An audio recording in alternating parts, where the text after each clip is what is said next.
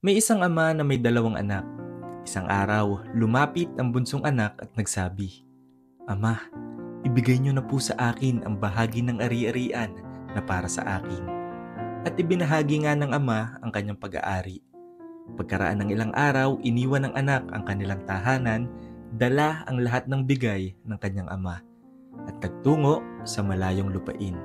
Doon, nilustay niya ang kanyang kayamanan sa magagarbong handaan, alak at kasayahan.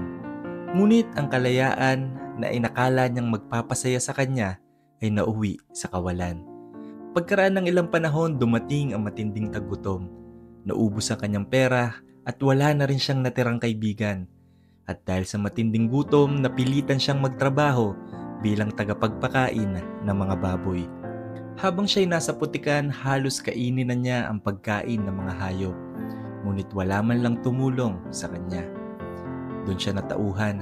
Naisip niya, sa bahay ng aking ama, ang mga alipin ay may pagkaing sobra-sobra. Samantalang ako, halos mamatay na sa gutom. At sinabi niya sa sarili, babalik ako sa aking ama at sasabihin ko, "Ama, nagkasala ako laban sa langit at sa inyo. Hindi na ako karapat-dapat tawaging anak nyo. Gawin na lamang ninyo akong isang alipin." Kaya tumindig siya at nagsimulang umuwi. Habang malayo pa, natanaw siya ng kanyang ama at nahabag ito. Tumakbo ang ama at niyakap ang kanyang anak at hinalikan siya ng buong pagmamahal. At sinabi ng anak, "Ama, nagkasala po ako laban sa langit at sa inyo. Hindi na ako karapat-dapat tawaging anak nyo." Ngunit sinabi ng ama sa mga lingkod, "Dalhan niyo siya ng pinakamagandang kasuotan. Isuot niyo ang singsing sa kanyang daliri at panyapak sa kanyang mga paa. Maghanda kayo ng handaan sapagkat ang anak kong ito ay patay na at ngayon ay muling nabuhay. Siya'y nawala at ngayon ay natagpuan." At nagsimula ang kasayahan. Ngunit ang panganay na anak ay nasa bukid. Pagbalik niya, narinig niya ang tugtugin at sayawan. At tinanong niya ang isa sa mga lingkod, "Anong nangyayari?" At nang malaman niyang bumalik ang kanyang kapatid, nagalit siya at ayaw niyang pumasok. Lumabas ang ama at nakiusap sa kanya.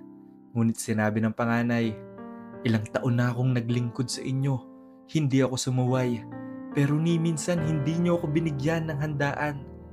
At ngayon, itong anak niyo na lumustay ng inyong kayamanan, pinaghanda pa ninyo."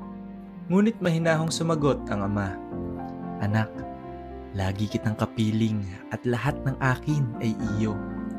Ngunit nararapat lamang na tayo magsaya sapagkat ang kapatid mong ito ay patay na. Ngayon ay muling nabuhay. Minsang nawala at ngayon ay natagpuan." Ang kwento ng alibughang anak ay hindi lang tungkol sa anak na lumayo. Ito'y tungkol sa isang ama na kahit nasaktan ay tumakbo pa rin patungo sa kanyang anak at buong puso itong tinanggap. Ganyan ang Diyos sa atin. Siya'y handang tumakbo upang yakapin tayo kahit puno tayo ng pagkakamali at karumihan. Pag-ibig na hindi sumusuko, pag-ibig na matyaga, pag-ibig ng isang ama na laging handang magpatawad.